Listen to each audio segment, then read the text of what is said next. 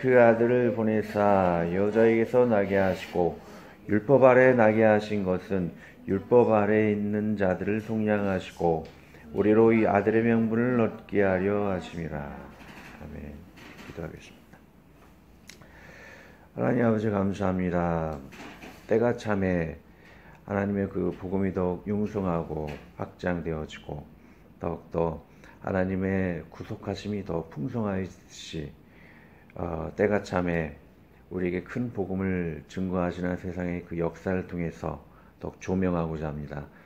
하나님 성령께서 도와주심으로 말미암아 주님의 뜻을 더욱더 깊이 알릴 수 있는 귀한 시간 될 수 있도록 도와주시고, 그 때가 참에 부흥의 역사가 일어나듯 그 예단교회 또한 때가 참으로 말미암아 부흥과 우리 주님 안에 바랬던 많은 소원들이 이루어질므로 말미암아 모든 면에서 성장하는 귀한 예단교회 될 수 있도록, 학생회 또한 청년이 될 수 있도록 축복하여 주시옵소서. 말씀 증거할 때 부족한 모든 부분 또 힘을 주시고 주의 연약함으로 채워해 주시고 예수 그리스도의 이름으로 기도하였습니다. 아멘. 자, 저번 주에는 그 10가지 것만 다 잡으면 모든 내적인 외적인 모든 이단들을 다 잡을 수 있다 그랬습니다. 일반적인 이단을 잡을 수 있는 것은 그 삼위일체, 그 다음에 신성과 인성을 예수님 인정한다는 것과, 그리고 세 번째 사랑과 공의의 예수 그리스도, 그리고 천국과 지옥이 있다라는 것, 그리고 또 이렇게 다섯 번째 구원이 믿음과 회개를 통해 이루어진다 그랬죠. 이것을 동시에 대칭적인 신학이라고 그랬어요. 다섯 가지 동시에 인정해야지만 이단이 아니다. 그리고 내적인 부분은 무당방언 조심해야 되고, 두 번째는 악령 오류, 악령을 이렇게 잘못 해석해서 귀신으로 사람이 죽어서 떠드는 것을 잘못 이해하고 있다는 것이죠. 세 번째는 자유주의, 진리의 중심은 인간의 그 감정에서 나온 것이 아니다. 성경에서 진리만이 나타날 수 있다는 것. 네 번째는 마리아가 성령으로 잉태되었다는 것이죠. 그것을 인정하지 않고 마리아를 신격화하게 해야 되면 종교다원주의로 빠질 수 있다. 다섯 번째는 만몬교회, 투기적 방법으로 교회를 배불리려고는 안 된다. 부동산 투기 같은 거, 투기 같은 거 조심해야 된다고 했습니다. 자, 이 시간은 강의를 들어가기 전에 그 신구약 중간사 그 역사 정도를 알아야 될 것입니다. 말라기부터 예수님 복음까지가 400년 정도의 이제 공백기가 있다라고 하는데, 비록 그 당시에는 성경이 또 더 추가적으로 기록은 안 되었지만 그 400년의 역사가 다니엘의 그 예언 안에 포함되어 있다라는 거예요. 그리고 또 그 400년 기간 동안 예수님의 복음을 수월히 전달할 수 있도록 하기 위해서 여러 가지 환경을 갖췄다라는 것. 국경이 통일되고 알렉산더가 헬라어로 자기가 정복한 지역을 헬라어로 이렇게 언어를 통일시키고 모든 길은 로마로 통한다 그러죠. 디아스포라가 복음을 수월히 전달할 수 있도록 도로가 연결이 되었다는 것이죠. 그리고 치안을 유지하는 그런 환경 가운데서 복음을 수월히 전달할 수 있는 좋은 환경을 만들게 되었다. 그런 것을 다 갖추었다는 것이죠. 사실상 공백기가 아니죠. 그리고 722년경에 아수르를 통해서 북이스라엘 멸망하고 586년 BC 586년경에 바벨론을 통해서 남유다가 멸망하게 되고, 그런 흥망성쇠, 열구의 흥망성쇠가 다니엘서의 그 예언 안에 있다라는 것이죠. 다니엘의 그 환상 중에 그 느부갓네살이 만든 신상, 그거에 대한 환상에 대한 예언이 담겨 있죠. 그 신상은 제일 머리 위에는 바벨론을 상징하는 금, 그 은은 그 페르시아를 상징하죠. 그 밑에 그 노츠는 그리스를 상징하고, 그 밑에 철이 있는 부분은 로마를 상징하고, 발바닥에 있는 부분은 철과 흙이 섞여 있다 그러죠. 그래서 모든 그 마지막에는 강한 나라와 약한 나라들이 섞여 있다는 거죠. 근데 그것이 거대한 바위가 내려와서 그걸 다 부셔버리게 되죠. 그 거대한 바위는 예수 그리스도를 상징합니다. 그래서 결국에는 예수 그리스도 초림을 의미하는지 무슨 재림을 의미하는지 모르겠어요. 어떤 예수 그리스도의 나라가 마지막에 이루어진다는 것이죠. 그 예언이 그 공백 4년 기간 안에 포함이 되어 있다는 것입니다. 그래서 586년경에 바벨론이 멸망하고 그 다음에 페르시아가 이스라엘을 지배하게 되죠. 그 페르시아가 또 지배하는 그 기간은 에스더서를 보면 알 수 있죠. 에스더 그때의 그 아하수에로 왕이 페르시아 왕이죠. 그 다 헛된 시간이 아니에요. 워낙 그 유대인들이 복음을 전하지 않으니까 제가 보기엔 강제적인 방법으로 그 페르시아에 그 유배를 시켜가지고 에스더 그 설을 보면 그 에스더의 그 강한 모습을 보고 모르드게와 에스더의 그 아니죠 모르드게죠. 삼촌인 모르드게와 그 에스더의 강한 모습을 보고 개종하는 사람들이 많아졌다 그러죠. 동쪽에는 에스더 그 설을 통해서 복음 되어지는 사람이 많게 되어지게 됩니다. 또 서쪽에는 또 복음이 전파되어지는 그러한 일들이 있죠. 구체적으로 더 깊이 있게 BC 400년경부터 제가 들어가도록 하겠습니다. BC 400 말라기서부터 예수님 그 사이의 기간이 400년인데 그리스의 알렉산더라는 대왕이 있어요. 그 알렉산더 대왕이 1차, 2차 전쟁을 통해 가지고 이스라엘까지 내려오게 되죠. 그리고 이집트까지 정복을 하게 됩니다. 근데 평화적인 입성을 하게 됩니다. 왜냐? 페르시아가 너무 종교적인 핍박을 가했기 때문에 종교의 자유를 인정하는 알렉산더를 굉장히 환영을 했어요. 가사의 블레셋에 있는 지방인 가사에서 알렉산더가 꿈을 꾸었다라고 합니다. 어떤 노인이 자기를 굉장히 반갑게 맞아주고 결국에 너가 세계를 정복할 것이다 라는 그런 예언을 하게 되죠. 그 꿈을 꾸고 나서 이스라엘에 가니까 자기가 봤던 꿈을 꾼 노인이 서 있다 그래요. 반갑게 맞이하고 같이 예루살렘에 들어가서 하나님을 예배했다라고 합니다. 그리고 3차, 4차 전쟁을 통해 가지고 페르시아를 정복하고 인도를 정복해서 인더스 강에 이렇게 자기의 피 묻은 칼을 찢으면서 더 이상 정복할 곳이 없다라고 얘기를 했죠. 그리고 회고를 하면서 그때 알렉산더가 이 바벨론에서 죽임을 당했다고 그래요. 근데 여러 가지 설이 있어요. 뭔지는 모르겠지만 어떤 사람은 뭐 키우던 원숭이한테 물려가지고 감염돼서 죽었다는 얘기도 있고 그 인도 사람이 준 선물이 독이 있어가지고 그걸 잘못 먹고 죽었다는 설이 있고 그 외에도 자기 친한 친구가 죽었다 그래요. 그 충격으로 말미암아 자기도 죽었다는 여러 가지 설이 있는데 그렇게 기억할 필요는 없다고 생각을 해요.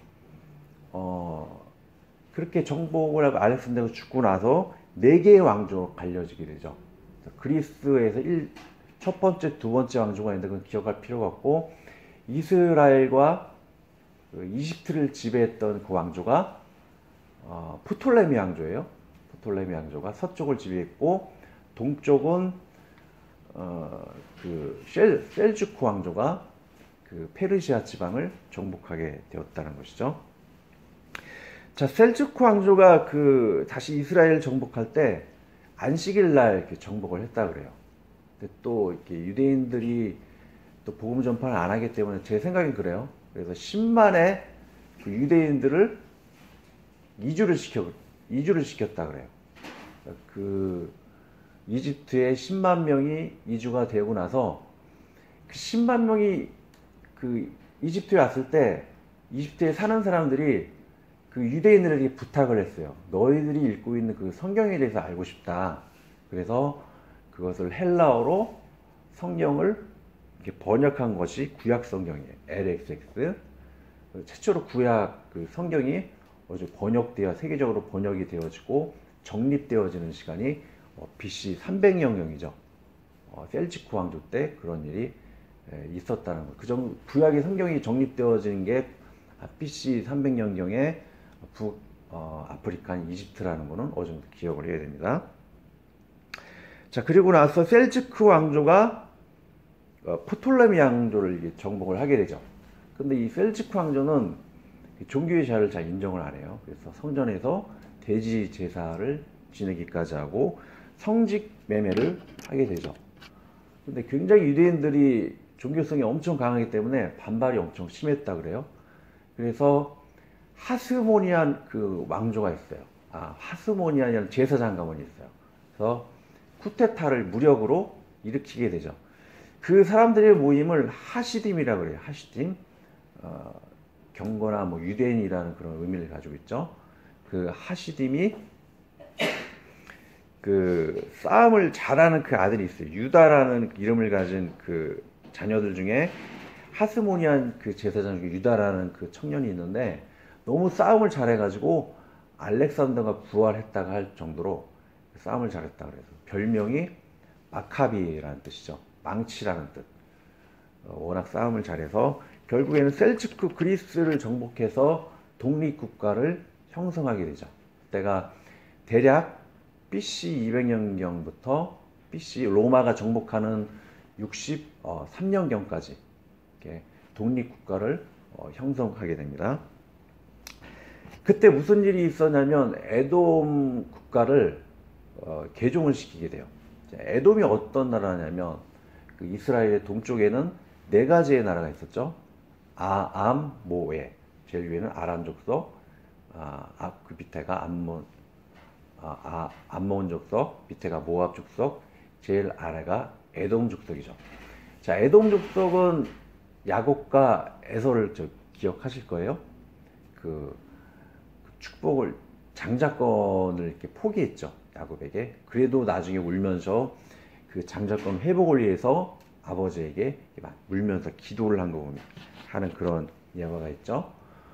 그 에돔 족속은 그 이스라엘의 그 축복권을 굉장히 사모했던 그런 종족이에요. 그 하스모니아 왕조, 마카비 왕조 때 그 에돔 족속들이 개종을 당합니다. 근데 내심 기뻐했겠죠. 유대인으로 개종하는 것을 어느 정도 내심 기뻐했을 그런 종족이라는 것입니다. 왜냐하면은 그 에서의 혈통 중에 갈렙이 있어요. 갈렙 아시죠? 여호수아 갈렙. 그 갈렙이 이 산지를 내게 주소서라고 그러죠. 유대의 산지를 내게 주소서. 그러니까 이스라엘 축복권을 다시 얻기 위해서 그 늙은 나이에도 불구하고 유대 산지를 얻기 위해 싸우는 것을 봐요. 갈렙이 그 어느 정도 에서의 혈통이 섞여 있다는 것이죠. 또 유대인의 개종되는 것 또한 기뻐했다는 것입니다. 그래서 그 마카비 왕조 때 에서의 족속들이 이렇게 포함이 되게 되고 또 특이할 만한 역사적인 사건이 뭐냐면 그 여러분들이 신약성경을 읽을 때 그 바리새인 있죠. 사두개인 바리새인. 그때 나오는 게 그 마카비 왕조 때 바리새인과 사두개인들이 그렇게 파생이 되어지게 됩니다. 나중에 이 바리새인들은 학문에 그냥 빠지고 무력적인 것보다 학문에 더 심취하게 되고 사두개인들은 좀 친헬라적인 경향 그리고 또 친로마적 또는 친헤롯적인 정치적인 쪽에 굉장히 관심이 많아지는 쪽으로 빠지게 되어집니다. 그러니까 바리새인과 사두개인들은 어쨌든지 간에 이렇게 마카비의 독립전쟁과 같이 좀 무력적으로 이렇게 유대인의 그 종교를 고수하고자 하는 그런 열정들이 있다는 것이죠. 그 뿌리가 마카비 왕조부터 예수님 시대까지 이어졌다라는 거예요. 그 정도는 또 기억할 필요가 있습니다. BC 63년경에 그 폼페이오스가 그 이스라엘을 정복하게 돼요. 그때 누구를 왕으로 세우겠어요? 이스라엘보다는 이스라엘이 약간 적대적인 감정을 가지고 있는 그 헤롯 가문이 에서 족속이거든요. 헤롯 족속에 있는 사람들을 왕으로 세우겠죠. 어떻게 이해가 할 수 있냐면, 자, 이라크를 미국이 그 침공했을 때 시아파인 그 후세인에 반대하는 누구? 순위파죠. 그 미국이 이스라엘 침공했을 때 시아파인 그 후세인을 대신해서 순위파를 통치하게 하는 것처럼 그 로마가 이스라엘 점령했을 때 그 이스라엘 정통주의 사람보다 그 적대적인 감정을 가지고 있는 에서족 속인 그 사람들을 헤롯 가문을 그 통치하는 왕으로 분봉왕으로 세우게 된다는 것이죠. 그래서 헤롯을 BC 63년경에 통치할 수 있도록 그렇게 허락을 했던 것입니다. 여러분들이 아는 그 신약 성경의 헤롯이 그렇게 분봉왕이 된 거예요. 그렇게 헤롯이 그렇게 권력을 잡게 되었고, 또 이 헤롯 가문이 이 정치적인 안정을 취할 수 있는 계기가 생겨나게 돼요. BC 59년에 시저가 갈리아, 프랑스를 정복하고 나서 그걸 다시 로마로 돌아올 때, 회군할 때 루비콘강을 건널 때 무기를 다 버리지 않고 쿠데타하기 위해서 내려왔다는 것이죠. 자, 루비콘강을 건너기 전에는 그 모든 군인들이 무기를 버리고 로마로 내려와야 돼요. 왜냐? 쿠데타를 방지하기 위해서. 근데 그 시저가 무기를 버리지 않고 내려와 버리게 되죠. 그래서 로마의 그때 권력을 가졌던 폼페이우스와의 싸움에서 패전하고 이집트까지 도망을 가요. 도망을 갔는데 거기서 이집트 사람들이 폼페이우스를 죽이게 되죠. 그리고 클레오파트라 거기 나온 사람이에요. 그 시저가 클레오파트라와 이집트까지 내려와서 클레오파트라와 결혼을 하게 되죠. 클레오파트라 그때 나온 인물이에요. 시저 클레오파트라. BC 59년 이후에 49년 이후에 자, 정복을 했는데 이집트 사람들이 좋아할까요, 안 좋아할까요? 그래도 로마 사람이니까, 같은 이집트 사람이 아니니까 싫어해서 성을 포위해가 공격을 하려고 그래요. 근데 그때 지원군을 요청을 해요. 이스라엘에 헤롯의 첫 번째 그 할아버지죠. 그 안티파트 1세 헤롯 가문의 첫 번째 그 할아버지격인 안티파트가 와서 시저를 도와주게 됩니다. 도와주게 되니까 로마의 그 이스라엘의 정치적인 안정을 이렇게 허락을 해주죠. 그런 정치적인 안정 때문에 예수님이라든지 디아스포라들이 복음을 나누고 전파하고 예수님 활동할 수 있는 좋은 환경을 갖추게 됩니다. 자, 근데 이제 변수가 생기게 되죠. 브루투스 너만 이렇게 나를 배신하느냐 그러죠. 브루투스가 시저를 이렇게 반발을 해서 쿠데타를 일으키는데, 또 시저의 그 양아들인 옥타비아누스가 또 그 쿠데타를 진압을 해가지고, 옥타비아누스가 BC 30년경부터 AD 200년까지 그 로마의 그 정치적인 안정을 형성하게 되죠. 그 시대를 팍스 로마나라는 그런 시대라 그래요. 세계적인 안정을 갖췄기 때문에 예루살렘에서 퍼져나간 그런 디아스포라들이 복음을 좀 잘 전파할 수 있는 안정적인 환경에서 전파할 수 있는 그런 환경을 갖추게 된다는 것입니다. 자, 예수님이 십자가에 돌아가시기 전에 그 바리새인들이 누구를 선택했죠? 그 유대인의 명절에는 예수님이나 그 단 두 사람 중에 누구를 풀려나게 할 때 예수님 대신에 누구를 선택했다? 바나바 말고 바라바를 선택했죠. 바라바가 그 열심당원 중에 한 명이라 가지고 그 무력적으로 다시 이스라엘을 회복하려는 그런 사람이에요. 근데 그 사람이 풀려났어요. 예수님 십자가에 돌아가시고. 근데 열심당원의 그 최고 우두머리가 풀려나니까 무슨 일을 하겠어요? 또 로마에게 쿠데타를 일으키도록 하겠죠. 그래서 예루살렘이 그 쿠데타 때문에 멸망을 당해가지고 어떤 역사적인 기록에 의하면은 한 60만 명의 그 예루살렘 사람들이 죽임을 당했다 그래요. 그 70년경에 티투스 장군을 통해서 멸망을 하게 되고, 73년경에 마사다 전투까지 끝까지 혈전을 벌이다가 이방인들의 손에 죽지 않겠다 그래가지고 1000명이 그 마사다 전투에서 그 자살을 하게 되죠. 그 마사다 지역은 굉장히 그 황막한 그런 지형에 사해 근처에 있어가지고 헤롯이 자기의 도피처로 삼기 위해서 마사다라는 그런 지역을 만들었는데 그 사람들이 도망가다가 이제 다 자살을 하게 되죠. 그리고 AD 79년에 무슨 일이 생기냐면 폼페이의 화산 아시죠? 예루살렘의 그 로마가 예루살렘을 그 끔찍하게 이렇게 망하게 했는데 하나님께서 징계를 하신 것 같아요. 폼페이오의 로마의 화산이 그때 일어나요. AD 79년에 폼페이 화산을 통해 가지고 2,000명이 되는 사람들이 완전히 끔찍하게 수장을 당해버리죠. 그때 티투스 장군이 내가 이스라엘을 그렇게 끔찍하게 정복해서인가 그 충격을 받아가지고 티투스 장군도 그때 죽었다 그래요. 네, 그렇게 되었고, 그때 그 예루살렘의 멸망이 합력해서 선을 이루신다고 그 유대인들을 그렇게 복음을 잘 전하지 않는다 그랬죠. 그 멸망 때문에 거기에 있는 기독교인들이 전 세계에 퍼져나가면서 또 세계적으로 안정이 취해져 있다 그랬죠. 복음을 전파하게 됩니다. 그래서 콘스탄틴 대제의 어머니가 그 여종이 그 디아스포라, 그 기독교인이라 그래요. 그 기독교인이 그 어머니를 전도하고 어머님이 콘스탄틴 대제를 전도해가지고 로마의 그 황제가 기독교를 AD 313년경에 그 기독교를 공인하게 되죠.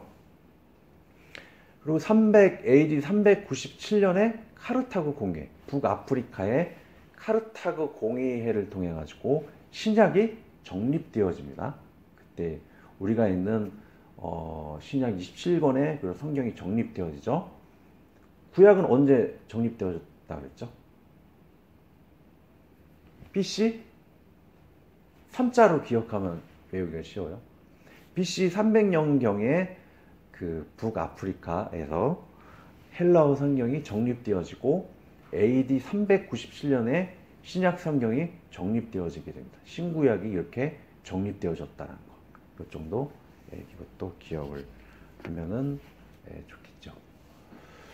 자, 이렇게 신구약을 이렇게 정리를 하고, 자, 대략적으로 다시 정리를 하면 BC 400년경부터 200년경까지는 그리스가 정복을 하게 되고, BC 300년에 경경에는 구약이 정립이 되고, 그리고 BC 200년부터 BC 63년경까지 그때 독립 그 전쟁을 일으켜서 마카비 왕조가 그 이스라엘을 점령을 하게 되죠. 그때 에돔 족속을 개종을 시켜가지고 그때 헤롯이 나왔다. 헤롯을 세웠다. 헤롯 가문을. 그리고 또 그 당시에 바리새인들의 뿌리가 그 마카비 왕조를 통해서 이어지게 되었다. 그 정도 기억을 해주시고, 그리고 AD 378년, AD 300년경에 신약이 정립이 되었다. 그렇게 기억을 해줍니다. 자, 문제 한번 풀어보도록 하겠습니다. 구약 말라기부터 신약 400년간 이스라엘은 어느 나라의 통치가 이루어졌는가 대략 설명해 보세요. 자, 400년 BC 400년부터 200년까지 누가 정복을 했었죠? 그렇죠. 그리스가 정복을 하게 되었고, BC 300년경에는 무슨 일이 있었었다? 그렇죠. 셀주크 왕조, 그 프톨레미 왕조 때 그 이스라엘도 아니고 그 북아프리카에서 정립이 되었다라는 것이죠. 마카비 왕조 때가 기간이 언제쯤이라고 했죠? BC 200년경부터 로마가 정복한 폼페이오스가 정복한 63년경 그 한 대략 100년 정도 사이에 마카비 왕조가 정복해서 누가 생겨났다? 유대인을 그 에돔 가문을 그 개종을 시켰다 그랬죠. 그때 헤롯 가문 생성이 됐고 또 바리새인들이 그때 발생이 됐다 그랬죠. 그리고 폼페이오스가 63년경에 누구를 왕으로 그 분봉왕으로 시켰다? 투자. 예수님 시대에 유명한 분봉왕 있잖아요. 아기 예수님을 또 죽이려고 했던 왕. 헤롯. 그렇죠. 헤롯이 그때 헤롯을 왕으로 시켰다는 거죠. 로마 폼페이우스가. 네, 그래서 헤롯 가문이 그때 생성이 되게 되었다. 자, 두 번째, BC 300년과 BC 200년에는 무슨 중요한 이슈가 있었나요? 그리고 예수님의 복음은 누구를 자유롭게 하시려 오시었나요? 자, BC 300년경에는 구약 성경이 정립되었다 그러고 BC 200년경에는 그 마카비가 그 예루살렘을 정복을 해서 어떻게 보면 그 마카비는 구속의 메시아가 아니고 어떤 메시아? 군사적인, 정치적인 그런 메시아 같은 존재였죠. 강한 말을 타고 예루살렘에 그 입성을 하게 됩니다. 강한 메시아 같은 존재, 정치적인 메시아, 군사적인 메시아인데 예수님이 오시면서 어떻게 바뀌었다? 그렇죠. 구원, 대속의 죄를 용서하는 메시아라는 것이죠. 겸손의 메시아, 겸손의 그 왕이라는 것이죠. 그 힘의 왕 마카비아 같은 것이 아니고 예수 그리스도를 통해서 겸손의 왕, 죄를 용서하시는 그런 평화의 왕으로 오셨다는 것이죠. 이것을 적응을 하는 사람은 예수님을 받아들일 수가 있는데 여전히 그것을 받아들이지 못하는 바리새인들, 그렇죠. 내가 마카비의 뿌리라 그랬죠. 정치적인 군사적인 메시아를 바라봤던 유대인들은 예수님을 받아들일 수가 없다라는 것이죠. 근데 이제는 시대가 바뀌었다는 것을 그것을 이해하지 못했어요. 그래서 유대인들이 예수님을 영접하지 못했다는 것이죠.